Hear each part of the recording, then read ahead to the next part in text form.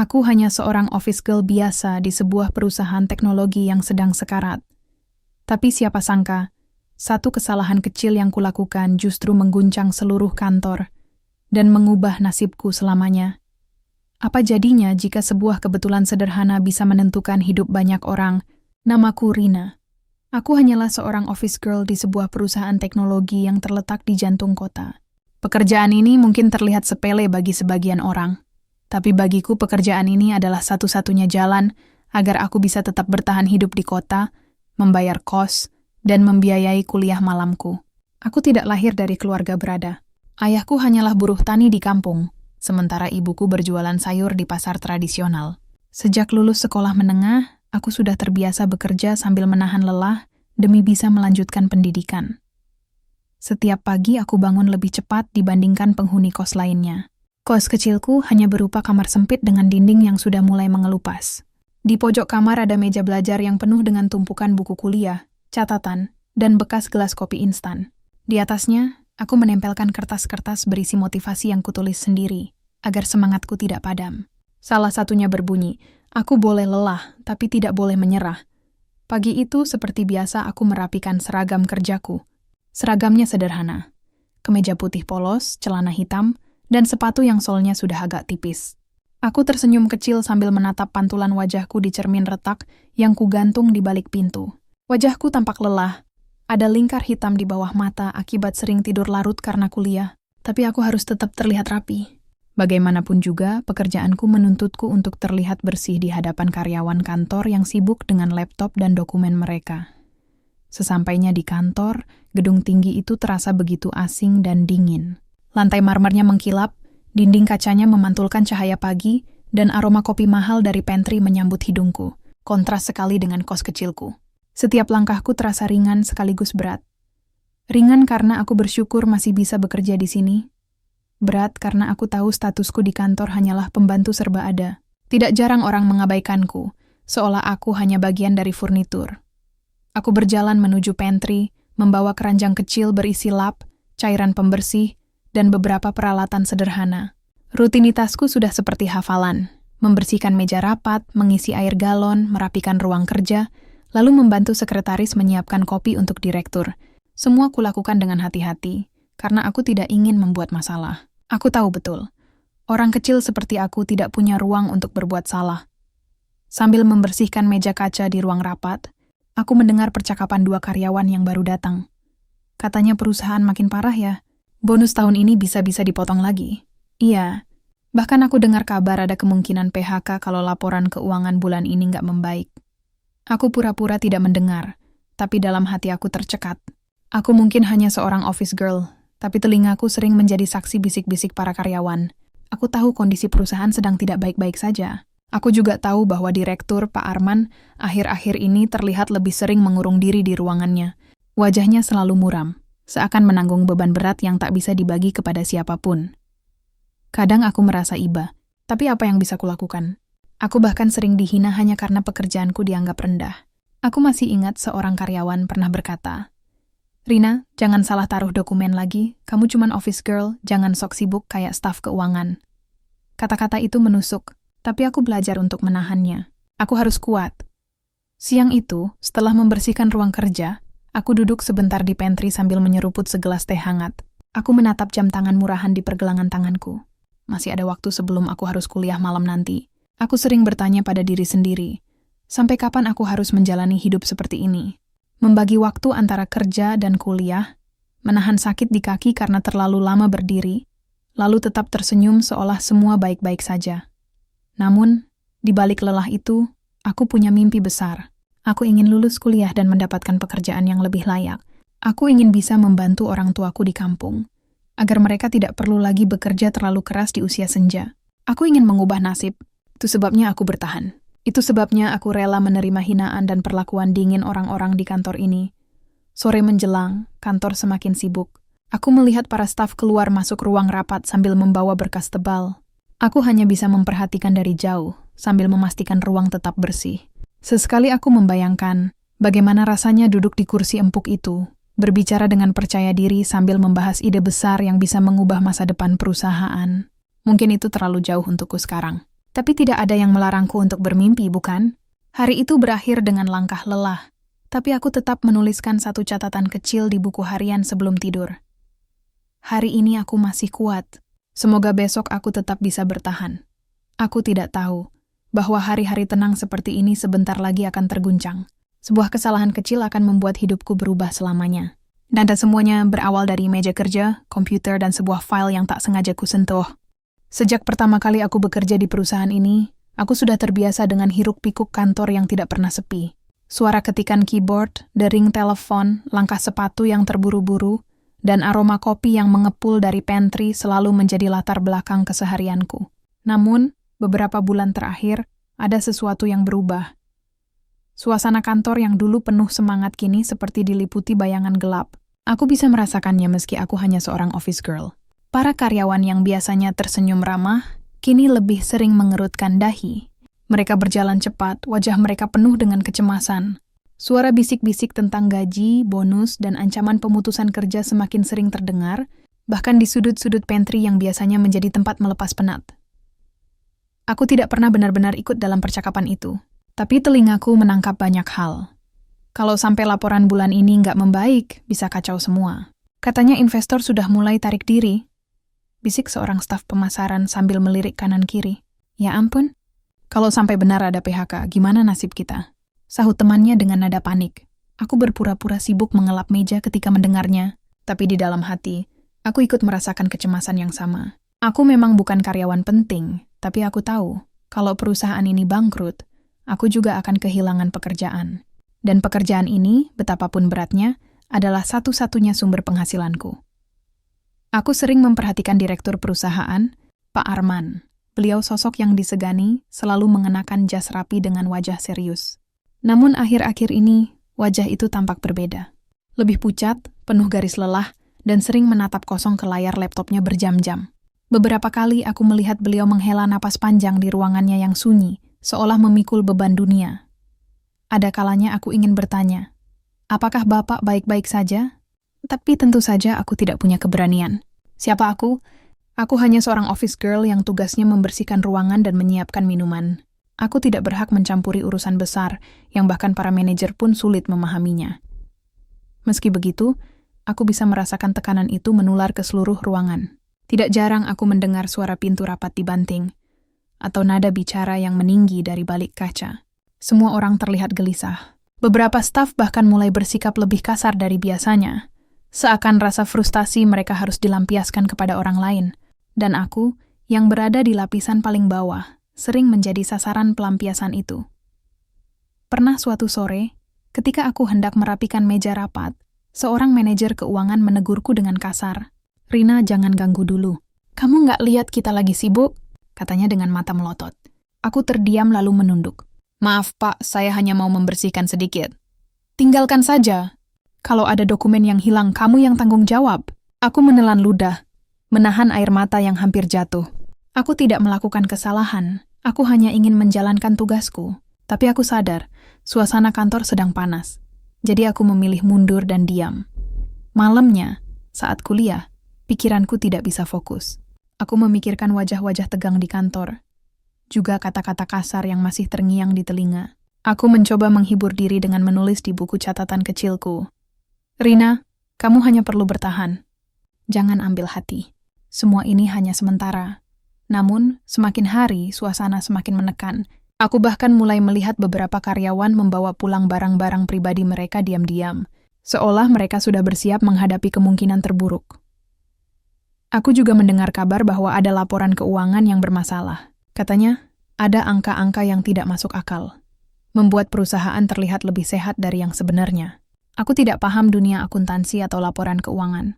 Tapi dari cara para staf membicarakannya, aku tahu masalah ini sangat serius. Setiap kali aku lewat di depan ruang direktur, aku melihat Pak Arman duduk dengan tangan menutupi wajahnya.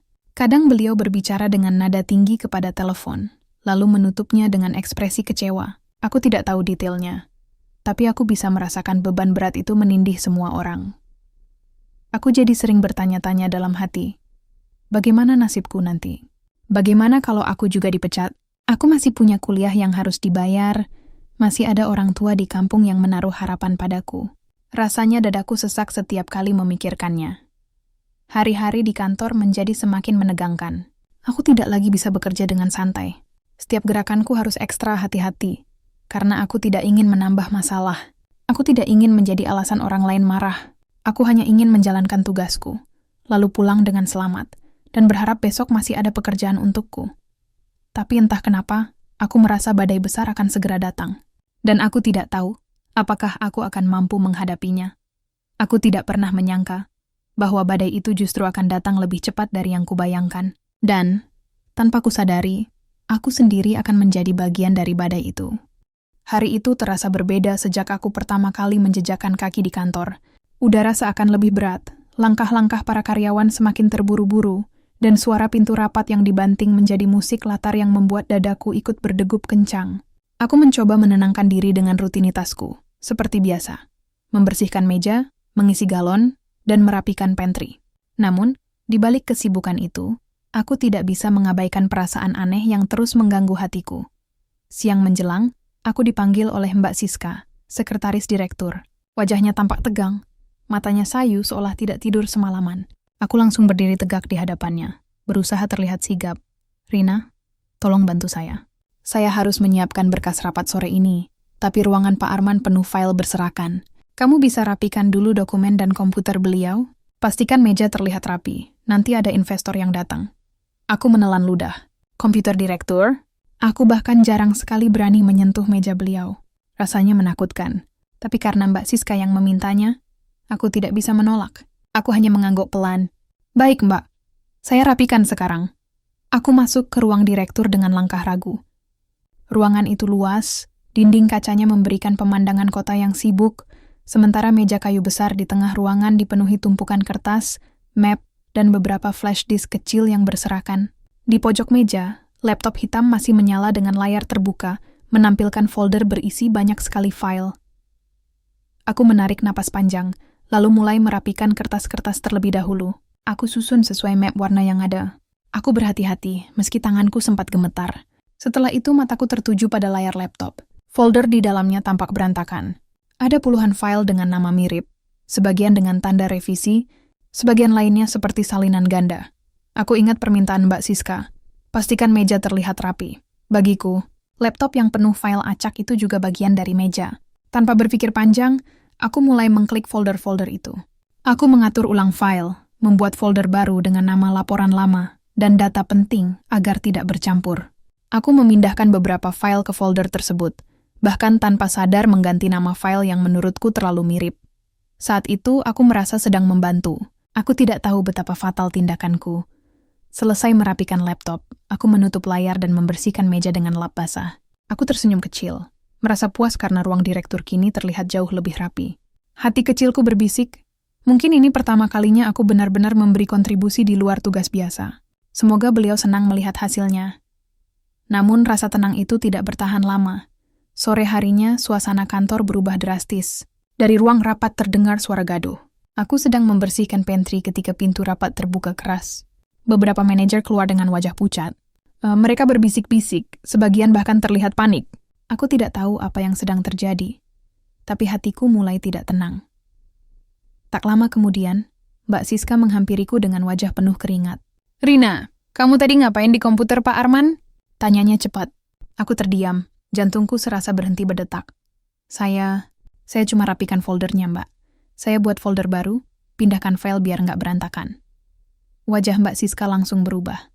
Matanya membelalak, tangannya menutup mulut seakan tidak percaya. "Ya Tuhan, Rina. Itu bukan sembarang file. Itu laporan keuangan bulan ini." Aku merasa darahku mengalir deras ke kepala. Aku mencoba menjelaskan, tapi suaraku tercekat. Saya nggak tahu, Mbak. Saya cuma mau bantu." "Cepat ikut saya!" bentaknya. Aku digiring masuk ke ruang rapat yang masih panas. Semua mata tertuju padaku saat Mbak Siska menyeretku masuk. Direktur Pak Arman berdiri di depan, wajahnya merah padam. "Ini dia orangnya, Pak. Dia yang tadi merapikan file di komputer Bapak," kata Mbak Siska dengan suara berat. Pak Arman menatapku tajam. Aku merasa tubuhku mengecil, seolah aku hanyalah titik kecil yang siap dihancurkan kapan saja. "Kamu tahu apa yang sudah kamu lakukan?" Suaranya berat, penuh emosi yang ditahan. Aku menunduk gemetar. "Maaf, Pak. Saya tidak tahu itu file penting. Saya cuma ingin merapikan. Merapi? Kamu pikir ini mainan? Suaranya meninggi, membuat seluruh ruangan membeku. Aku menutup wajah dengan tangan. Air mataku mulai jatuh. Aku ingin menjelaskan, tapi semua kata terasa sia-sia. Yang kulakukan memang salah. Beberapa manajer mulai ikut bersuara. Pak, sebagian file hilang dari folder utama. Kami sudah cari, tapi tidak ada. Kalau benar-benar terhapus atau dipindah, kita bisa kehilangan data asli. Ini gawat, Pak. Investor menunggu laporan sore ini. Kalau datanya tidak ada, reputasi kita habis. Aku semakin tenggelam dalam rasa bersalah. Dunia seakan runtuh di hadapanku. Semua orang menatapku dengan pandangan penuh amarah. Aku hanya office girl. Aku tidak seharusnya menyentuh hal-hal besar seperti itu. Dalam kepanikan itu, aku hanya bisa berkata lirih, hampir tak terdengar. Saya minta maaf. Namun, maaf tidak bisa mengembalikan apa yang telah terjadi. Dan aku tahu sejak saat itu hidupku tidak akan pernah sama lagi. Aku tidak pernah membayangkan hidupku bisa berubah secepat ini. Baru kemarin aku masih menjalani rutinitas biasa. Menyapu ruangan, menyiapkan kopi, merapikan meja. Hari ini, aku berdiri di hadapan direktur dengan wajah merah padam, mata tajam yang menusukku seperti pisau. Suasana ruang rapat begitu tegang. Semua manajer duduk dengan wajah cemas, beberapa staf keuangan menunduk sambil mengetik panik di laptop mereka, mencari file yang katanya hilang. Suara ketikan keyboard terdengar cepat, bercampur dengan helaan napas keras. Aku berdiri di tengah, seperti terdakwa di ruang pengadilan. Jadi, kamu yang memindahkan file itu? Suara Pak Arman terdengar berat. Aku menelan ludah. Suaraku bergetar ketika menjawab, "Iya, Pak, saya hanya ingin merapikan. Saya tidak tahu kalau itu laporan penting." Ruangan hening sesaat, lalu pecah oleh suara bentakan. "Rina, kamu pikir perusahaan ini tempat bermain? File itu adalah nyawa perusahaan. Dengan satu kesalahan kecil saja, semua kerja keras bisa hancur." Air mataku mengalir tanpa bisa kutahan. Aku ingin menjelaskan, ingin memohon pengertian, tapi kata-kata seolah terjebak di tenggorokanku. Aku hanya bisa menunduk, tubuhku gemetar. Salah satu manajer keuangan bersuara, "Pak, sebagian data masih bisa dicari di backup, tapi butuh waktu. Investor sudah menunggu. Kita tidak punya banyak pilihan." Yang lain menimpali, kalau laporan terlambat, kepercayaan mereka bisa runtuh, bisa jadi ini kesempatan terakhir untuk menyelamatkan kerjasama. Semua orang sibuk membicarakan dampaknya, sementara aku berdiri seperti bayangan yang menunggu vonis. Aku tahu aku sudah bersalah, meski tujuanku hanya membantu. Pak Arman menatapku lama, matanya penuh amarah dan kekecewaan. "Kamu sudah melampaui batas, Rina. Seharusnya kamu tahu tempatmu. Kamu cuma office girl. Tugasmu membersihkan, bukan mengutak-atik komputer direktur. Karena keteledoranmu, perusahaan bisa hancur." Kata-kata itu menusuk lebih dalam daripada bentakan. Aku memang sadar posisiku, tapi mendengar langsung dari mulutnya membuat dadaku seperti diremas. "Mulai hari ini," suara Pak Arman meninggi, "kamu tidak lagi bekerja di perusahaan ini." Aku terhenyak, jantungku berdetak begitu keras, hingga aku merasa telingaku berdenging. Aku hampir tidak percaya dengan apa yang baru saja ku dengar. "Pat, pat, tolong jangan pecat saya. Saya benar-benar tidak tahu. Saya masih kuliah, saya butuh pekerjaan ini." Suaraku pecah, hampir tak terdengar. Namun tatapan beliau tetap dingin. "Keputusan sudah final. Kamu bisa ambil barang-barangmu sekarang juga." Ruangan itu kembali hening. Semua orang menunduk, tidak ada yang membelaku. Tidak satu pun. Mereka hanya sibuk dengan kepanikan mereka sendiri. Aku berdiri terpaku, tubuhku terasa begitu ringan seolah semua tulangku hilang. Air mataku jatuh tanpa henti. Kaki ini ingin lari, tapi entah kemana. Dengan langkah gontai, aku meninggalkan ruang rapat. Beberapa karyawan yang berada di luar menatapku dengan rasa ingin tahu. Ada yang berbisik-bisik, ada pula yang sekadar memandang tanpa ekspresi. Aku merasa menjadi tontonan, menjadi bahan gosip. Aku masuk ke pantry, mengambil tas kecilku yang biasa kutaruh di loker. Tanganku gemetar saat mengemasi barang-barang sederhana. Botol minum, buku catatan kecil, dan pulpen yang sudah mulai habis tintanya. Itu saja. Itulah harta bendaku selama bekerja di sini. Ketika aku keluar dari kantor, udara sore terasa menyesakan. Langkahku tertatih, dadaku sesak seolah dunia runtuh menimpa bahuku. Aku dipecat. Kata-kata itu terus menggema di kepalaku, berulang-ulang menusuk hatiku lebih dalam setiap kali aku mengingatnya. Bagaimana dengan kuliahku? Bagaimana dengan biaya kos? Bagaimana dengan kiriman kecil yang selalu kusisihkan untuk orang tuaku di kampung? Aku menutup wajah dengan tangan, menangis di pinggir jalan. Orang-orang berlalu lalang, sebagian melirik, sebagian acuh. Dunia tetap berjalan. Seakan tidak peduli bahwa hidupku baru saja berantakan. Malam itu aku pulang ke kos dengan mata bengkak. Aku berbaring di kasur tipis, menatap langit-langit yang penuh noda. Dadaku terasa kosong. Untuk pertama kalinya, aku merasa benar-benar kalah. Aku tidak tahu bagaimana aku harus melanjutkan hidup setelah ini. Aku hanya tahu satu hal, kesalahan kecilku telah merenggut segalanya dariku. Dan aku tidak pernah merasa sejatuh ini sebelumnya. Hari-hariku setelah pemecatan terasa begitu lambat. Seakan waktu sengaja mempermainkanku, menunda setiap detik hanya untuk membuatku lebih lama tenggelam dalam rasa sakit. Aku terjaga setiap pagi, bukan karena alarm, melainkan karena bayangan wajah Pak Arman dan suara tegasnya yang masih terngiang jelas. Mulai hari ini, kamu tidak lagi bekerja di perusahaan ini. Aku membuka mata di kamar kos kecilku. Dinding kusam dengan cat mengelupas seolah ikut menertawakan nasibku. Meja belajarku penuh dengan buku kuliah yang kini terasa asing. Aku memandangi tumpukan itu lama, lalu menutup mata kembali. Untuk apa aku belajar, kalau aku bahkan tidak tahu bagaimana membayar semester berikutnya? Biasanya aku terburu-buru bersiap, menyetrika seragam, merapikan rambut, lalu berlari ke halte untuk mengejar bus. Kini aku hanya duduk diam di kasur tipis, tanpa tujuan. Rasanya semua tenaga hilang. Bahkan untuk sekadar menyapu lantai kamar saja, aku tak sanggup. Hari pertama setelah pemecatan, aku masih mencoba berpikir positif. Mungkin ini ujian, mungkin ada jalan lain. Tapi semakin hari, keyakinan itu memudar. Aku mulai kehilangan semangat untuk keluar kamar. Sahabat kosku Lala beberapa kali mengetuk pintu. "Rin, ayo makan dulu. Jangan ngurung diri terus." Aku menjawab pelan. "Nggak lapar lah. Kamu duluan aja." Padahal perutku perih karena belum terisi sejak pagi. Aku hanya minum air putih dan berbaring lagi. Air mataku mengalir tanpa henti, meski aku tidak lagi berusaha menyekanya. Aku tahu aku tidak bisa seperti ini terus, tapi aku juga tidak tahu harus bagaimana. Rasanya aku terjebak dalam lingkaran kosong. Ingin bangkit tapi tak punya arah, ingin melanjutkan hidup tapi dihantui rasa bersalah. Bayangan ruang rapat itu datang lagi.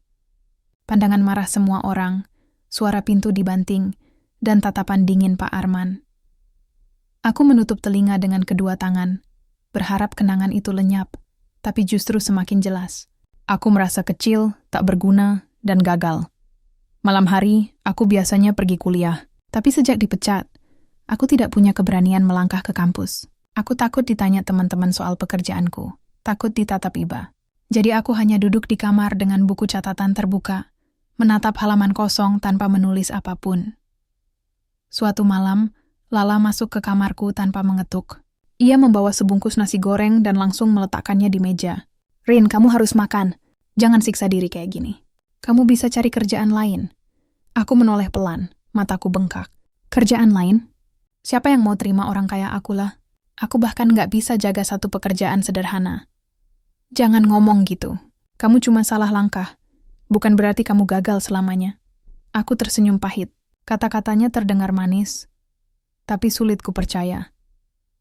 Malam itu aku makan sedikit demi menuruti Lala. Namun setelah ia pergi, aku kembali menangis. Aku merasa sendirian.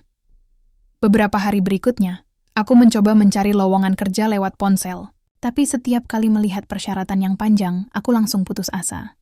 Mereka butuh pengalaman, keterampilan, dan rekomendasi. Aku tidak punya semua itu.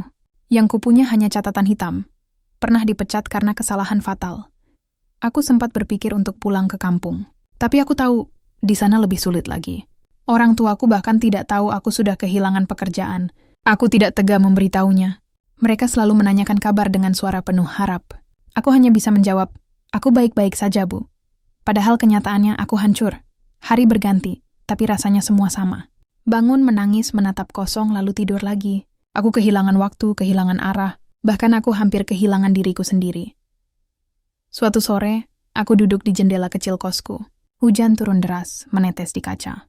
Aku menatap langit yang kelabu, lalu berbisik lirih. Apa aku masih punya masa depan? Aku ingin percaya bahwa semua ini hanya sementara. Tapi di lubuk hati, aku merasa seakan aku sudah jatuh terlalu dalam untuk bisa bangkit lagi. Aku tidak tahu bahwa di balik semua keterpurukan ini, ada sesuatu yang sedang bergerak diam-diam, sesuatu yang akan mengubah hidupku lagi. Tapi saat itu, aku hanya tahu satu hal. Aku sedang berada di titik paling gelap dalam hidupku, dan aku benar-benar tidak punya harapan. Kabar itu datang seperti angin topan yang merobek tenang. Aku sedang duduk di teras kos, menatap halaman yang basah setelah hujan, ketika Lala menyodorkan ponsel padaku. Wajahnya pucat, matanya melebar. "Rin, lihat ini," suaranya gemetar. Layar menampilkan berita singkat tentang perusahaanku. Judulnya tajam, seakan ingin menyayat. Perusahaan teknologi X terancam bangkrut. Investor menuntut klarifikasi. Kulit di punggung tanganku merinding. Jantungku berdetak cepat. Aku menelan ludah. Bagaimana bisa? Aku tahu seminggu terakhir kantor tak lagi tenang. Aku tahu ada kegelisahan. Tapi terancam bangkrut? Kata itu seperti pedang, tajam dan mematikan. Aku merasa mual. Lala duduk di sampingku. Mereka bilang laporan keuangan kita kacau. Ada angka yang tidak sinkron. Investor marah. Media sampai ikut-ikutan. Suaranya menurun seperti ingin menahan amarah sekaligus takut. Aku tidak berani membuka mulut. Kenangan ruang rapat, tatapan dingin, dan perintah pemecatan berlalu lalang di kepala. Aku masih merasakan reruntuhan kejadian itu seperti luka yang belum sembuh. Sekarang perusahaan yang kukenal seperti rumah kedua sedang runtuh. Dan aku, entah bagaimana, merasa kembali menjadi bagian kecil dari setiap getarannya. Beberapa hari setelah berita itu, media sosial dipenuhi spekulasi. Orang-orang menulis, menuduh, mengaitkan nama-nama besar. Di kantor lama, suasana yang dulu tegang berubah menjadi panik terbuka. Mereka yang dulu sibuk menutup pintu rapat kini berbicara keras, berusaha mencari kambing hitam. Aku mendengar kabar dari seorang teman lama yang masih bekerja di sana. Suaranya serak saat menelepon. "Rin, kamu dengar? Mereka lagi sibuk banget cari sumber error di laporan. Ada tim audit internal yang kerja non-stop. Semua dokumen digital sama fisik diperiksa ulang." Aku menutup telinga seolah itu akan membuat berita itu lenyap. Namun rasa bersalah mengendap semakin dalam. Aku merasa seperti batu kecil yang terlempar ke danau. Gelombang akibat perbuatanku berputar dan semakin melebar. Di sisi lain, aku juga mendengar kabar yang lebih spesifik tapi membingungkan. Ada satu berkas yang tiba-tiba muncul yang membuat angka-angka berubah. Beberapa staf bilang berkas itu sebelumnya terselip, lalu muncul kembali dalam kondisi yang berbeda. Mereka tidak bisa memastikan kronologinya. Yang jelas, data di dalamnya menimbulkan kegemparan. Kabar itu membuatku gelisah. Semua orang saling menunjuk, tapi juga ada bisik-bisik yang bilang, ada yang menemukan sesuatu. Mungkin ini bukan cuma soal kesalahan teknis. Aku tak mengerti sepenuhnya. Namun naluriku, yang sering menjadi pendengar rahasia di pantry, menangkap satu hal. Masalah ini jauh lebih rumit dari yang kusangka. Sementara itu, tim manajemen sibuk menenangkan investor. Mereka melakukan pertemuan darurat, mengirim rilis pers, dan berusaha memperbaiki citra. Namun dunia korporasi tidak mudah ditenangkan. Rumor seperti api di musim kering, mudah menyebar, sulit dipadamkan.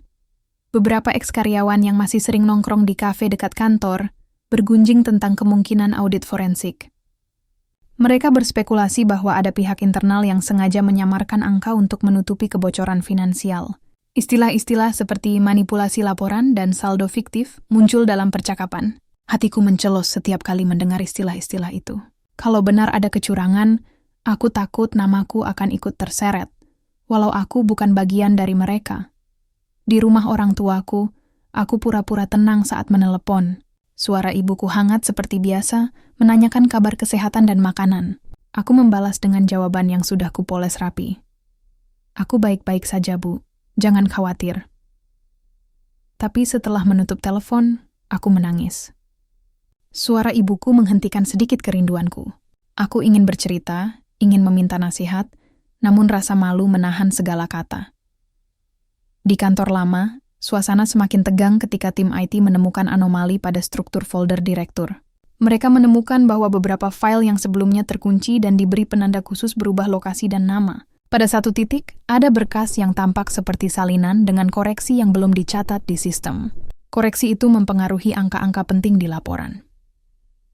Penemuan ini menjadi bahan perdebatan sengit dalam rapat darurat. Beberapa pihak menuduh adanya kesalahan prosedur. Yang lain mulai memeriksa siapa saja yang memiliki akses ke komputer direktur. Nama-nama dari berbagai level disebut. Kesalahan manusia menjadi kemungkinan utama. Tuding-menuding pun meningkat. seolah kantor itu berubah menjadi medan perang kecil. Aku mendengar dari sudut lain bahwa beberapa manajer mempertimbangkan untuk mengeluarkan pernyataan keras demi menyelamatkan reputasi. Namun hal itu terasa seperti menutup kebocoran dengan plester di perahu yang sedang miring. Aku merasa putus asa. Paling menyakitkan adalah ketika seorang mantan rekan kerja, yang dulu kerap memandang sinis, mengirim pesan singkat padaku. Isinya singkat, tajam, dan menusuk. Kau tahu, kalau saja tidak ada yang mengutak-atik komputer, mungkin semuanya bisa berjalan normal. Tapi sekarang, kita semua kena imbasnya. Pesan itu seperti garam di luka. Aku ingin membalas, ingin menjelaskan bahwa niatku hanya rapikan meja, bukan merusak. Tapi siapa yang peduli pada niat ketika hasilnya menghancurkan? Malamnya aku duduk di depan jendela, menatap lampu kota yang berkelip seperti mata pengamat yang tak henti menilai. Aku bertanya-tanya tentang kemungkinan baru. Apakah perusahaan benar-benar bakal runtuh? Apakah semua orang akan kehilangan pekerjaan? Apakah keluargaku akan menderita karena keputusanku, meski tak disengaja? Di antara kebimbangan itu, ada juga bisik kecil dalam hati. Jangan menyerah pada perasaan bersalah ini. Biarkan kebenaran muncul. Namun bagaimana caranya kebenaran itu muncul ketika aku sendiri tidak punya akses lagi? Aku lelap dalam tidur yang tidak nyenyak. Mimpi dipenuhi wajah-wajah yang menuntut jawaban. Pagi datang, kabar baru menunggu. Di luar jendela dunia terus berputar. Di dalam dadaku, badai tak kunjung reda. Perusahaan yang ku kenal tengah diguncang. Dan aku, dimanapun aku berada sekarang, merasakan setiap guncangannya sampai ke tulang. Hari itu aku benar-benar tidak tenang. Sejak pagi, grup WhatsApp kantor lama ramai dengan percakapan yang tidak biasanya. Aku masih tergabung di dalamnya, meski jarang membaca. Tapi kali ini aku tidak bisa mengabaikan. Notifikasi berdentang tanpa henti, dan setiap pesan membawa rasa cemas yang menekan. Dadaku, audit menemukan sesuatu di laptop direktur. Ada file yang berubah format. Katanya ada orang yang terakhir pegang laptop itu sebelum semuanya kacau. Aku menelan ludah. Telapak tanganku basah, meski udara kamar cukup dingin. Mataku menatap layar tanpa berkedip, sampai sebuah pesan membuatku hampir menjatuhkan ponsel. Bukankah terakhir kali itu Rina yang diberhentikan? Namaku tertulis jelas. Jantungku serasa berhenti berdetak. Aku merasakan tubuhku gemetar, seakan dunia di sekeliling runtuh. Dadaku sesak. Aku ingin menutup grup, ingin pura-pura tidak membaca. Tapi jemariku justru kaku menatap percakapan berikutnya. Ada yang membalas cepat. Iya, aku juga ingat.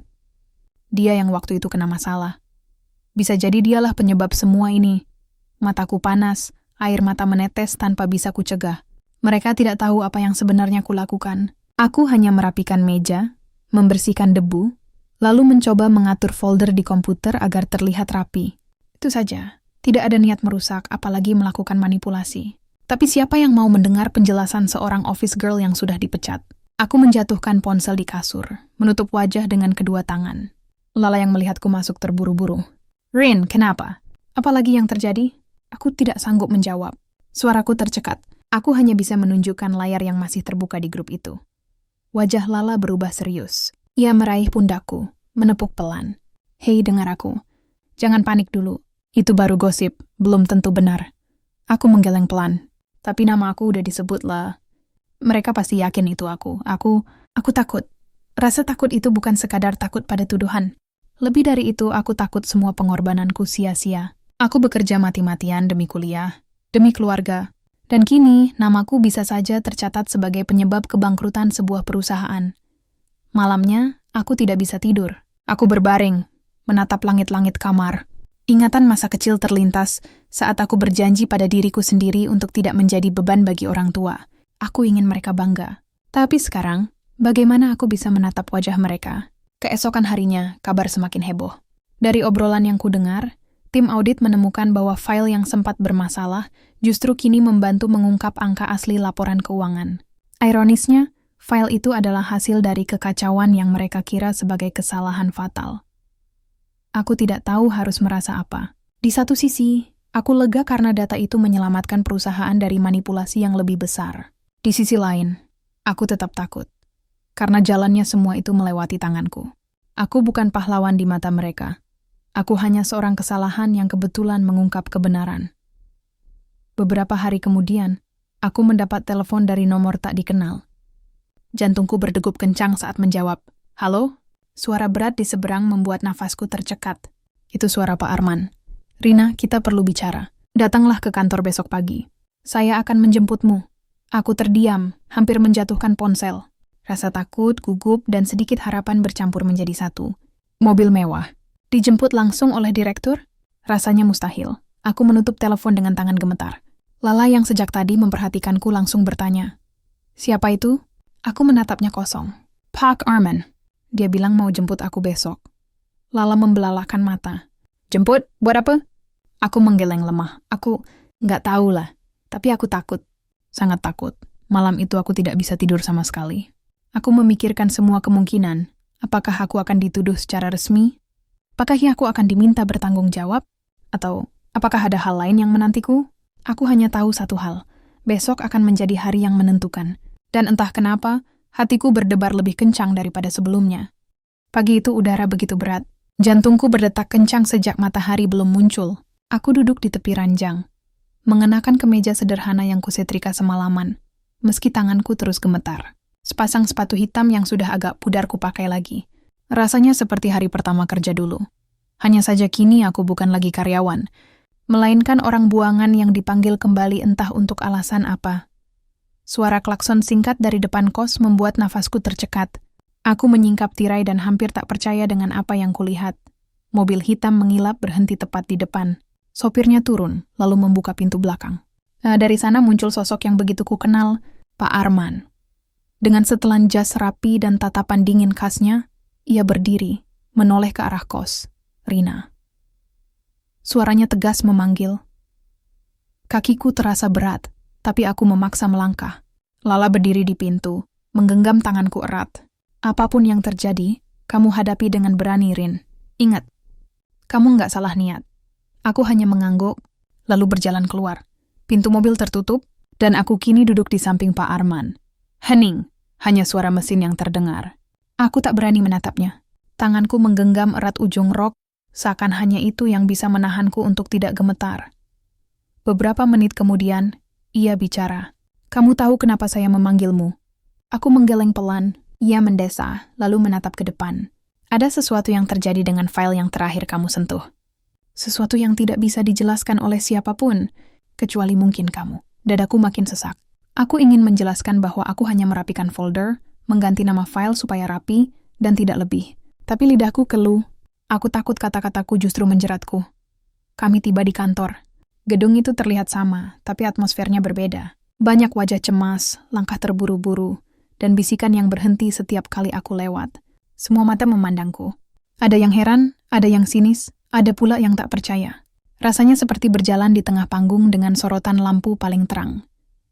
Pak Arman membawaku langsung ke ruang rapat besar. Di dalam, sudah ada jajaran manajer, staf audit, dan beberapa orang asing yang kuduga investor. Semua duduk dengan wajah serius.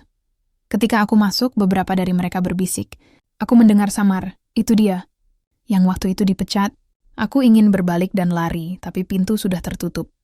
Pak Arman duduk di kursinya, menatap semua yang hadir. Baik, hari ini kita akan membahas temuan terbaru dari audit.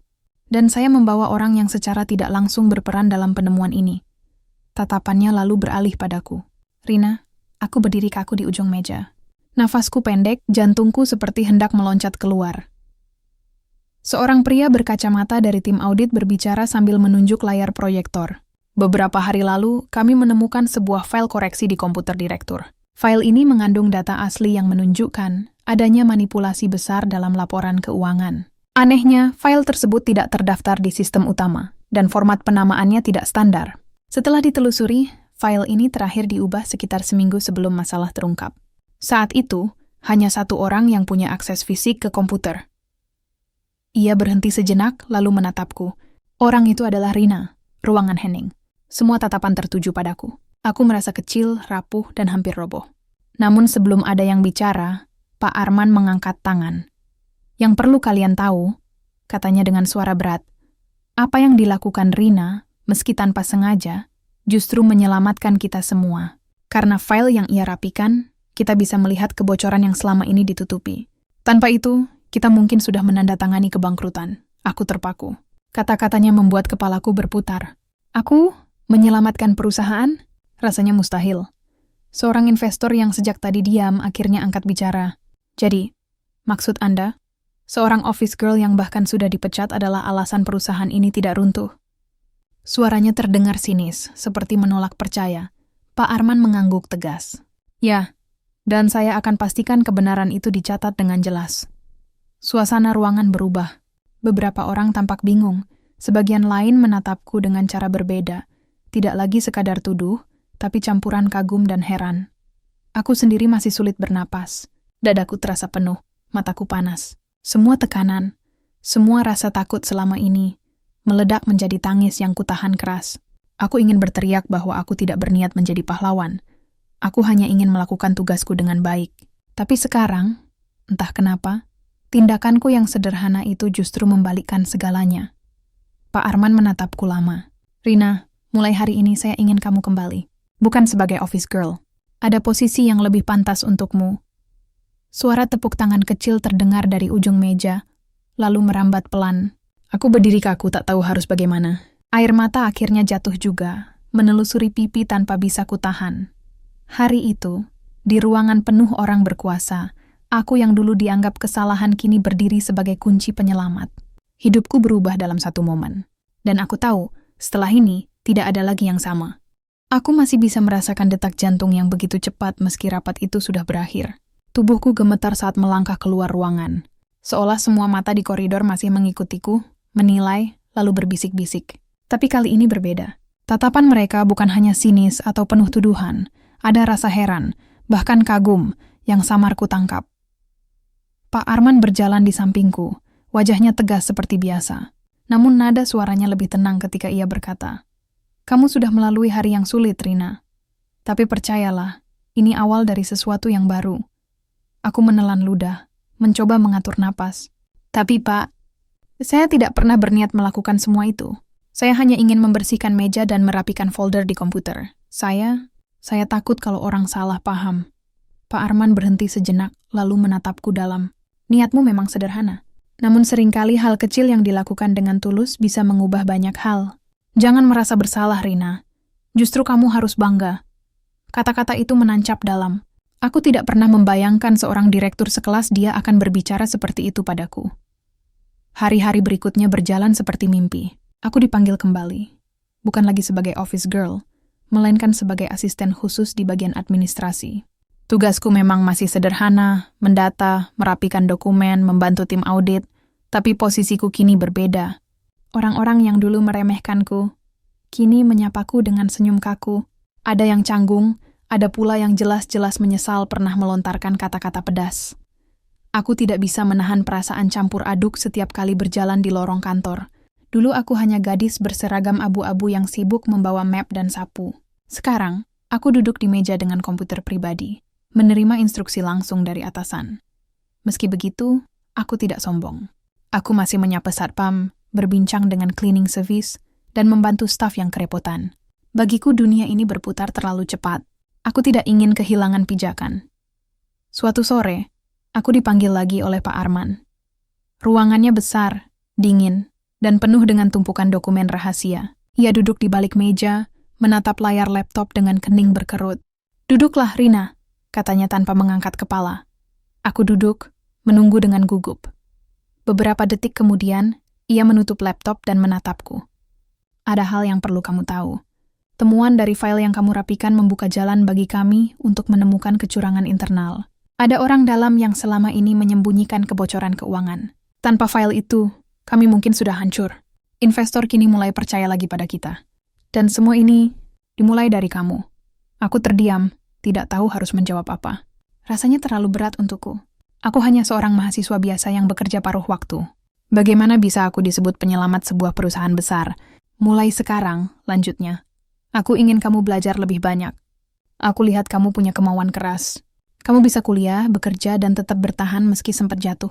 Itu kualitas yang jarang dimiliki orang." Ia tersenyum tipis. Untuk pertama kalinya aku melihat sisi hangat dari pria yang selama ini hanya ku kenal dingin. Aku menunduk, air mataku menetes lagi.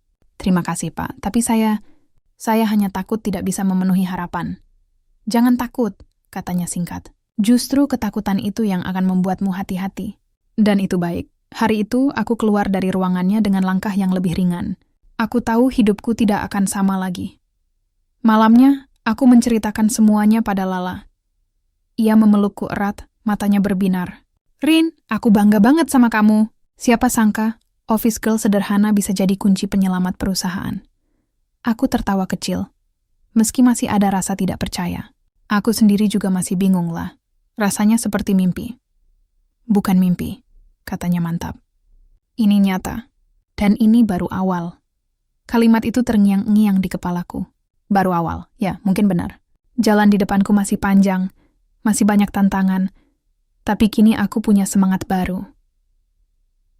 Di balik semua rasa takut, kesedihan, dan air mata, aku akhirnya menemukan sesuatu. Titik balik hidupku. Pagi ini, sinar matahari masuk menembus tirai jendela kantorku yang baru. Ya, aku masih tidak percaya menyebut ruangan kecil ini kantorku. Meja kayu sederhana, komputer, dan beberapa map tertata rapi. Namaku tertera jelas pada papan kecil di depan pintu. Rina, asisten administrasi khusus. Aku menarik napas panjang. Aroma kopi hangat yang kubuat sendiri memenuhi udara. Rasanya seperti simbol baru. Aku bukan lagi office girl yang setiap hari menyeduh kopi untuk orang lain. Kini, aku membuatnya untuk diriku sendiri, sebagai awal langkah baru. Beberapa bulan terakhir berjalan cepat. Perusahaan yang hampir runtuh kini mulai bangkit. Investor kembali percaya, proyek-proyek baru berdatangan, dan suasana kantor tidak lagi setegang dulu. Semua goramanya bekerja lebih hati-hati, lebih terbuka, dan meski masih ada persaingan, ada rasa saling percaya yang perlahan tumbuh. Aku masih sering menerima tatapan kagum bercampur heran dari rekan kerja. Beberapa yang dulu meremehkan kini mendekat dengan senyum canggung. Aku memilih memaafkan. Bagiku, dendam hanya akan membuatku kembali terjebak di masa lalu. Yang paling mengejutkan, hubunganku dengan Pak Arman juga berubah. Ia tidak lagi sekadar direktur yang dingin dan keras. Sesekali ia memberi nasihat tentang kerja keras, ketekunan, bahkan tentang kuliahku. Ia bilang, "Teruslah belajar, Rina. Kamu sudah membuktikan bahwa ketulusan bisa mengalahkan segalanya. Jangan berhenti di sini." Kata-katanya menjadi bahan bakar baru bagiku. Kuliahku pun kembali kujalani dengan semangat. Dulu aku datang dengan wajah lelah, pikiran penuh beban. Kini aku datang dengan hati yang lebih ringan. Meski tugas kuliah tetap menumpuk, teman-temanku mulai melihatku berbeda, bukan hanya sebagai gadis yang sibuk bekerja sambil kuliah, tapi sebagai seseorang yang punya kisah tak biasa. Di kamar kos, Lala masih menjadi pendukung terbesarku. Ia sering menggoda. "Siapa tahu nanti kamu jadi direktur juga, Rin." Aku hanya tertawa. Meski jauh di lubuk hati, aku menyimpan mimpi itu. Tidak ada yang mustahil, pikirku, kalau aku terus berusaha. Malam-malam panjang penuh air mata kini berganti dengan malam-malam belajar, menyusun catatan, dan menulis mimpi baru. Aku tidak lagi takut pada masa depan. Luka yang dulu menyiksaku, kini menjadi pengingat bahwa hidup bisa berubah kapan saja. Bahkan dari kesalahan kecil sekalipun. Aku berdiri di depan cermin sebelum pulang kantor. Wajahku masih wajah yang sama, sederhana, polos, tanpa riasan mewah. Tapi sorot mataku berbeda. Ada keyakinan di sana. Aku tersenyum pada bayangan sendiri. "Terima kasih sudah bertahan, Rina. Sekarang mari melangkah lebih jauh." Dan aku pun melangkah keluar, menatap langit senja yang keemasan. Perjalanan hidupku memang belum selesai. Namun satu hal pasti, aku telah menemukan arah baru. Dari seorang office girl yang pernah dianggap kesalahan, aku kini berdiri sebagai bagian dari sesuatu yang lebih besar. Inilah langkah baruku, dan aku siap menapakinya.